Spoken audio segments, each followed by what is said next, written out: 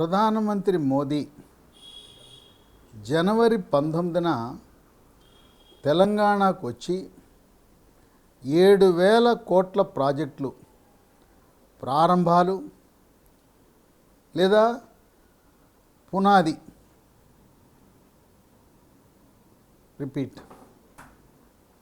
శిలాఫలకాలు కదా, పునాది కాదు, శిలాఫలకాలు ప్రారంభోత్సవాలు. ప్రధానమంత్రి మోదీ జనవరి 19న తెలంగాణ రాష్ట్రానికి హైదరాబాద్కు వచ్చి ఆయన ప్రణాళిక ప్రకారం కర్ణాటకకు వచ్చి కర్ణాటక నుంచి హైదరాబాద్కు వచ్చి సికింద్రాబాద్ రైల్వే స్టేషన్ల ఆధునీకరణ అది 700 కోట్లతో, మొత్తం దక్షిణ మధ్య రైల్వే తెలంగాణ పరిధిలో 2,400 కోట్ల రూపాయల అభివృద్ధి పనులు, రహదారులు, ఇతర ప్రాజెక్టులన్నీ కలిపి 7,000 కోట్ల రూపాయల అభివృద్ధి కార్యక్రమాలకు ప్రారంభోత్సవాలు, శిలాఫలకాల కార్యక్రమం ఉన్నా అర్ధంతరంగా ప్రధానమంత్రి మోదీ పర్యటన వాయిదా పడింది. అయితే వందే భారత్ ఎక్స్ప్రెస్ దాన్ని మాత్రం సంక్రాంతి కానుకగా తెలుగు రాష్ట్రాలకు వీడియో ద్వారా, వర్చువల్ మాధ్యమం ద్వారా ప్రధానమంత్రి మోదీ ప్రారంభిస్తున్నారు.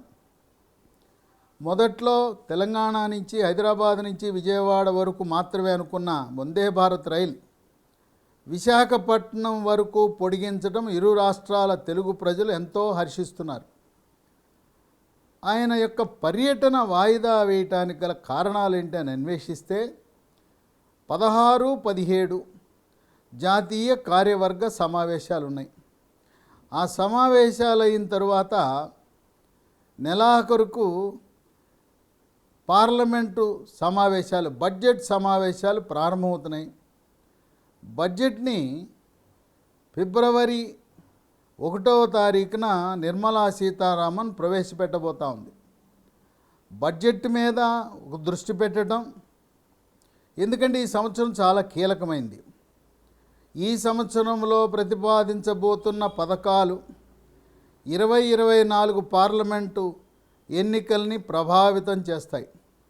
అందువల్ల ప్రధానమంత్రి మోదీ ఏ శాఖలకు ఏ రకంగా బడ్జెట్లు కేటాయించాలి, నూతన పథకాలు ఎలా ప్రవేశపెట్టాలి, ప్రజలకు దగ్గరగా అవ్వాలి, చేరువుగా అవ్వాలని ప్రణాళికలు రచించడానికి సమయం కావాలి. మరొక విషయం ఏంటంటే జాతీయ కార్యవర్గ సమావేశాలు పూర్తయిన తర్వాత జాతీయ కార్యవర్గ సమావేశాలకి భారతదేశంలో ఉండే అన్ని రాష్ట్రాల సీనియర్ బీజేపీ నాయకులు, ముఖ్యమంత్రులు, ప్రదేశ్ బీజేపీ అధ్యక్షులు ఇచ్చేస్తారు. జాతీయ కార్యవర్గాలు పూర్తి కాగానే క్యాబినెట్ పునర్వ్యవస్థీకరణ కేంద్రంలో జరగబోతూ ఉంది. దాంట్లో 2023 సంవత్సరంలో జరగబోతున్న 9 రాష్ట్రాలు ఎన్నికలకు వెళ్తున్నాయి. 5 పెద్ద రాష్ట్రాలు, 4 చిన్న రాష్ట్రాలు, ఈశాన్య రాష్ట్రాలు. ఈ 5 పెద్ద రాష్ట్రాల్లో పాగా వేయాలనే సంకల్పంతో అక్కడ మంత్రివర్గంలో ఉన్నవారికి అదనంగా ప్రాతినిధ్యం కల్పించాలనే ఆలోచనలో భారతీయ జనతా పార్టీ కేంద్ర నాయకత్వం ఉంది. ఈ విధంగా మేలో కర్ణాటక పెద్ద రాష్ట్రం, నవంబర్, డిసెంబర్లో మరొక 4 రాష్ట్రాలు, రాజస్థాన్, ఛత్తీస్గఢ్, మధ్యప్రదేశ్, తెలంగాణ. వీటిలలో ప్రస్తుతం కర్ణాటక, మధ్యప్రదేశ్లో మాత్రమే భారతీయ జనతా పార్టీ అధికారంలో ఉంది. రాజస్థాన్, ఛత్తీస్గఢ్లో కాంగ్రెస్ అధికారంలో ఉంది. కనుక ఆ 3 రాష్ట్రాలను కూడా ఏ విధంగా కైవసం చేసుకోవాలనే వ్యూహంతో మంత్రుల సంఖ్యని పెంచాలనే ఆలోచనలో ఉంది. ఫిబ్రవరి, మార్చిలో జరగవలసిన ఎన్నికలు త్రిపుర, మేఘాలయ, నాగాలాండ్, అక్టోబర్, నవంబర్లో మిజోరం. ఇవి చిన్న రాష్ట్రాలు. ఈ క్యాబినెట్ పునర్వ్యవస్థీకరణలో తెలుగు రాష్ట్రాలకు పెద్దపీట వేయబోతున్నారనే వార్తలు వెలువడుతున్నాయి. తెలంగాణ రాష్ట్రంలో బండి సంజయ్ యొక్క పనితీరుని గమనించిన ప్రధానమంత్రి మోదీ, కేంద్ర హోంశాఖ అమిత్ షా, భారతీయ జనతా పార్టీ జాతీయ అధ్యక్షుడు జేపీ నడ్డా మంత్రముగ్ధులై ఈయనకి ప్రమోషన్ ఇచ్చి క్యాబినెట్లోకి ఆయన తీసుకోవాలనే ఆలోచనలో ఉన్నారు. అంటే బండి సంజయ్కి రాజయోగం త్వరలో కలుగునున్నది. వాళ్ళ ఆలోచన ఏంటంటే 10 ఉమ్మడి జిల్లాల్లో ఒక 5 జిల్లాలు దక్షిణ తెలంగాణలో కిషన్ రెడ్డి, ఉత్తర తెలంగాణలో బండి సంజయ్ సుడిగాలి పర్యటన ద్వారా మంత్రిగా, కేంద్ర మంత్రిగా కేంద్ర ప్రభుత్వ పథకాలను ప్రజల్లోకి తీసుకువెళ్ళటానికి బండి సంజయ్కి కరీంనగర్, ఆదిలాబాద్, నిజామాబాద్, ఖమ్మం, వరంగల్ 5 జిల్లాల్లో ఎక్కువ బాధ్యతలు. దక్షిణ తెలంగాణలో కిషన్ రెడ్డికి హైదరాబాదు, రంగారెడ్డి, మహబూబ్ నగర్, నల్గొండ, మెదక్ 5 జిల్లాలు. 10 జిల్లాలలో ప్రధానమంత్రి మోదీ 2014 తర్వాత ప్రవేశపెట్టిన నూతన పథకాలన్నీ కూడా ఏ విధంగా రాష్ట్ర ప్రభుత్వం స్టిక్కర్లు వేసుకుని కేంద్ర ప్రభుత్వ నిధులను దారి మళ్లించడం, కేంద్ర ప్రభుత్వ నిధులకు రాష్ట్ర ప్రభుత్వం ముద్ర వేసి కేసీఆర్ బొమ్మ వేసుకుని ఏ విధంగా ప్రజలను తప్పుదారి పట్టిస్తున్నారనే ఆలోచన, దాన్ని ప్రజల్లోకి తీసుకువెళ్ళటానికి ఈ యొక్క 2వ క్యాబినెట్ మంత్రి ఉపయోగపడుతుందని కేంద్ర నాయకత్వం భావిస్తుంది. బండి సంజయ్ మంత్రిగా బాధ్యతలు చేపట్టిన తర్వాత అధ్యక్ష స్థానం, తెలంగాణ బీజేపీ అధ్యక్ష స్థానాన్ని ఈటల రాజేందర్కి ఇచ్చే అవకాశాలు మెండుగా ఉన్నాయని వార్తలు వెలువడుతున్నాయి. ఎందుకంటే ఈటల రాజేందర్ బీసీ వర్గానికి చెందినవాడు, ముదిరాజ్ సామాజిక వర్గానికి చెందినవాడు. ఆయనకి ఉమ్మడి 10 జిల్లాలలో గ్రామ స్థాయి, మండల స్థాయి, పట్టణాలు, నగరాలు మొత్తం బీఆర్ఎస్ క్యాడర్తో పరిచయాలు ఉన్నాయి. ఆయన అధ్యక్ష స్థానంలో కూర్చుంటే చాలామంది అగ్రశ్రేణి నాయకులు, మండల స్థాయి, గ్రామ స్థాయి, నియోజకవర్గ స్థాయి నాయకులు, ప్రజాప్రతినిధులు అత్యధిక సంఖ్యలో భారతీయ జనతా పార్టీలో చేరతారని ఒక ఆలోచనతో ఈటల రాజేందర్ని బీజేపీ తెలంగాణ రాష్ట్ర అధ్యక్షుడిగా నియమించే అవకాశాలు మెండుగా కనపడుతున్నాయి. బండి సంజయ్, కిషన్ రెడ్డి కేంద్ర ప్రభుత్వం తరపున ప్రచారం చేస్తుంటే ఇక్కడ డాక్టర్ లక్ష్మణ్ని ఎందుకు పరిశీలించట్లేదంటే ఆయనకి ఇప్పటికే 4 పదవులు ఉన్నాయి. డాక్టర్ లక్ష్మణ్కి 1 ఉత్తరప్రదేశ్ నుంచి రాజ్యసభ సభ్యుడయ్యాడు, 2 జాతీయ ఓబీసీ భారతీయ జనతా పార్టీ జాతీయ అధ్యక్షుడు, 3 కేంద్ర పార్లమెంటరీ బోర్డు సభ్యుడు. ఇది చాలా అరుదైన గౌరవం. 4 భారతీయ జనతా పార్టీ కేంద్ర ఎన్నికల కమిటీ సభ్యుడు. అందువల్ల ఆయన్ని ఆ 4 పదవులు బాధ్యతాయుతంగా నిర్వర్తించేలా చర్యలు తీసుకుంటున్నారు. ఇక ఆంధ్రప్రదేశ్కి ఏమన్నా ప్రాతినిధ్యం ఉంటుందంటే అక్కడ 2 రాజ్యసభ సభ్యులు ఉన్నారు. ఒకరు జీవీఎల్ నరసింహారావు, ఉత్తరప్రదేశ్ నుంచి ఆయన్ని రాజ్యసభకు ఎంపిక చేయడం జరిగింది. తెలుగుదేశం పార్టీలో రాజ్యసభ సభ్యుడిగా ఎన్నికై పార్టీ మారి బీజేపీలో చేరిన సీఎం రమేష్ రాయలసీమ ప్రాంతానికి చెందినవాడు, బీసీ సామాజిక వర్గానికి చెందినవాడు. అక్కడ జీవీఎల్ నరసింహారావు అగ్రకులాలకు చెందినవాడు అవటం వల్ల ఆంధ్రప్రదేశ్ రాష్ట్రానికి ప్రాతినిధ్యం ఇవ్వాలంటే సీఎం రమేష్కి అవకాశాలు అధికంగా ఉన్నాయి. అక్కడ బీసీ సామాజిక వర్గమే కాకుండా రాయలసీమకు పెద్దపీట వేసినట్టు ఉంటుంది. ఆ విధంగా ఒకవేళ ఆంధ్రప్రదేశ్ కంటూ మంత్రి పదవి ఇస్తే సీఎం రమేష్కి ఇచ్చే అవకాశాలు ఉన్నాయి. అలాగే ఎన్టీఆర్ కుమార్తె, అన్న ఎన్టీ రామారావు కుమార్తె పురంధరేశ్వరి పేరు కూడా పరిశీలనలో ఉంది.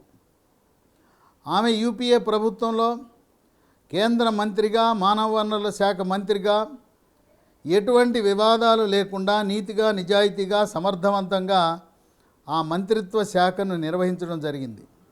ఇప్పటికి కూడా భారతదేశం అంతా కూడా పురంధరేశ్వరి ఎక్కడికి వెళ్ళినా ఎన్టీఆర్కే బేటీ బేటీ అంటుంటారు. ఆ విధంగా ఆమెకి ఎనలేని గౌరవం ఉంది. ప్రధానమంత్రి మోదీ, అమిత్ షా, జేపీ నడ్డా కూడా ఆమెని కేంద్ర మంత్రివర్గంలో తీసుకుని 2 తెలుగు రాష్ట్రాల్లో కమ్మ సామాజిక వర్గానికి పెద్దపీట వేసినట్టుంటుంది. వెంకయ్యనాయుడు గారు ఉపరాష్ట్రపతిగా పదవీ విరమణ చేసిన తరువాత కమ్మ సామాజిక వర్గానికి ప్రాధాన్యం ఇవ్వటానికి పురంధరేశ్వరికి కేంద్ర మంత్రి పదవి ఇచ్చే అవకాశాలు కూడా ఉన్నాయనే వార్తలు వెలువడుతున్నాయి.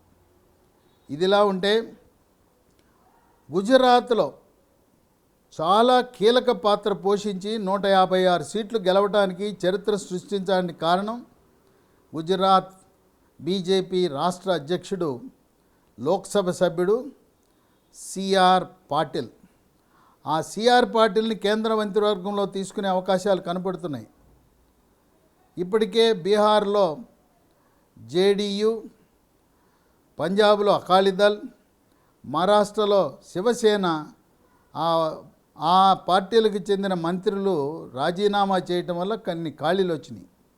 మహారాష్ట్రలో షిండే వర్గానికి చెందిన వారిని మంత్రివర్గంలో తీసుకుంటారు. అలాగే ఉన్న కొద్దిమంది మంత్రులకు వాళ్ళ ప్రాధాన్యత పెంచే అవకాశం ఉంది. భూపేంద్ర యాదవ్, ఆయన ఉత్తరాఖండ్ నుంచి, ఆయనకి ఇంకా కీలకమైన బాధ్యతలు ఇచ్చే అవకాశం ఉంది ప్రభుత్వంలో. ధర్మేంద్ర ప్రధాన్ ఒరిస్సా నుంచి, అనురాగ్ ఠాకూర్ హిమాచల్ ప్రదేశ్, ఈ ముగ్గురికి కూడా ఇంకా కీలకమైన ప్రధానమైన శాఖలు వాళ్ళకు కట్టబెట్టే అవకాశం ఉంది. ఇప్పటికే కొంతమంది మాజీ ఐఏఎస్ అధికారులు మంత్రులుగా పనిచేస్తున్నారు. జయశంకర్ విదేశీ శాఖ మంత్రి, ఆయన ఐఎఫ్ఎస్ అధికారి.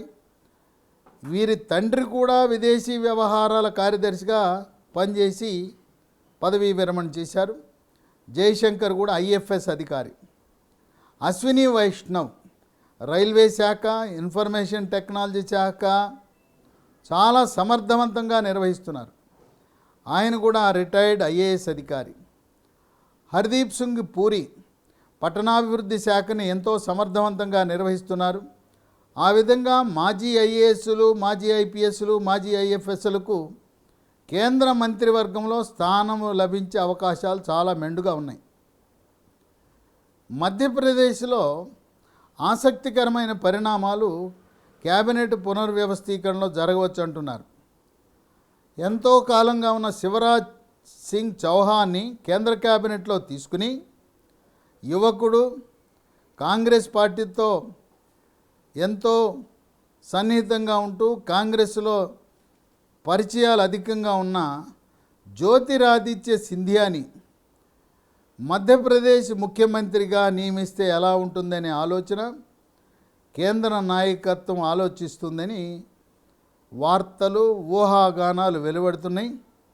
ఏదేమైనా ప్రధానమంత్రి మోదీ ఢిల్లీలో జాతీయ కార్యవర్గ సమావేశాలు, క్యాబినెట్ పునర్వ్యవస్థీకరణ, ఎవరిని ఉంచాలి, ఎవరిని ఉద్వాసన పలకాలి, ఉద్వాసన పలికిన మంత్రులకు పార్టీలో కీలకమైన బాధ్యతలు ఇచ్చి 2024 ఎన్నికల వరకు పార్టీని గెలిపించే బాధ్యతలు ఇచ్చే విధంగా ప్రణాళిక రూపుదిద్దుతున్నారు. ఇది ఎన్నికల బడ్జెట్గా మనం ప్రస్తావించవచ్చు. కనుక ఎన్నికల బడ్జెట్ ఓటర్లను ఎలా ఆకర్షించాలి, ప్రజలకు ఏ విధంగా చేరువవ్వాలి, అలాగే 23లో ఎన్నికలు జరగబోతున్న 9 రాష్ట్రాలలో మంత్రివర్గంలో ప్రాతినిధ్యం ఏ విధంగా పెంచాలి. ప్రధానమంత్రి మోదీ ఆయన ఆలోచన అంతా కూడా ఓబీసీల మీద కేంద్రీకృతమై ఉన్నది. 75 ఏళ్ల తర్వాత, స్వాతంత్రం వచ్చిన తర్వాత 27 మంది బీసీ వర్గాలకు చెందిన వారిని క్యాబినెట్ మంత్రులుగా నియమించడం మొట్టమొదటిసారి. కనుక భారతదేశంలో అన్ని రాష్ట్రాల్లో కూడా బీసీలపై ఫోకస్, రాజకీయంగా మంత్రివర్గంలో నామినేటెడ్ పదవులు అన్నిటిలో కూడా బీసీలకు పెద్దపీట వేయాలని ఉన్నారు. ప్రధానమంత్రి మోదీ కూడా ఆయన బీసీ సామాజిక వర్గానికి చెందటం అనేది భారతదేశంలో బీసీలకు కలిసి వచ్చిన అంశంగా, వరంగా భావించవచ్చు. ఏది ఏమైనా బండి సంజయ్ త్వరలో కేంద్ర క్యాబినెట్లో చేరటం అనేది తెలంగాణ ప్రజలకు ఒక మంచి శుభవార్త. అలాగే రాజకీయాల్లో దిట్ట, వ్యూహకర్త, బీఆర్ఎస్ పార్టీ యొక్క బలాలు బలహీనతలు, వాళ్ళ యొక్క లొసుగులు తెలిసిన వ్యక్తి ఈటెల రాజేందర్. కేసీఆర్ పైపైన పర్యవేక్షణ తప్పనిచ్చి క్షేత్రస్థాయిలో కార్యక్రమాలన్నీ కూడా నిర్వహించింది ఈటెల రాజేందరే.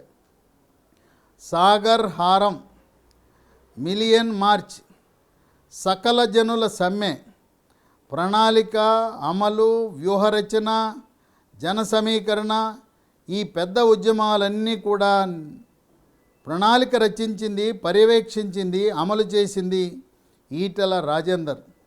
అటువంటి సమర్థుడైన వ్యక్తికి ఈ ప్రదేశ్ బీజేపీ అధ్యక్ష బాధ్యతలు కట్టబెడితే ఆయన ఆధ్వర్యంలో ఏ విధంగా అయితే టార్గెట్ 90, మిషన్ 90 అని పెట్టుకున్నారో, కనీసము 70 శాసనసభ్యులను గెలిపించి తెలంగాణ రాష్ట్రంలో బీజేపీ కమలం జెండా ఎగిరేలా చేస్తాడని కేంద్ర నాయకత్వం, బీజేపీ నాయకత్వం, ప్రధానమంత్రి అమిత్ షా ఆయనపై ఎంతో నమ్మకము, విశ్వాసం పెట్టుకుని ఒక బీసీ నాయకుడిగా, ఉద్యమకారుడిగా పార్టీని నిర్మించి, నిర్వహించి 8 సంవత్సరాల పాటు మంత్రిగా, ముఖ్యంగా ఆర్థిక శాఖ మంత్రిగా అన్ని శాఖలతో సమన్వయపరుస్తూ పిలిస్తే పలికే మనిషిగా, ఏ విధంగా ప్రధానమంత్రి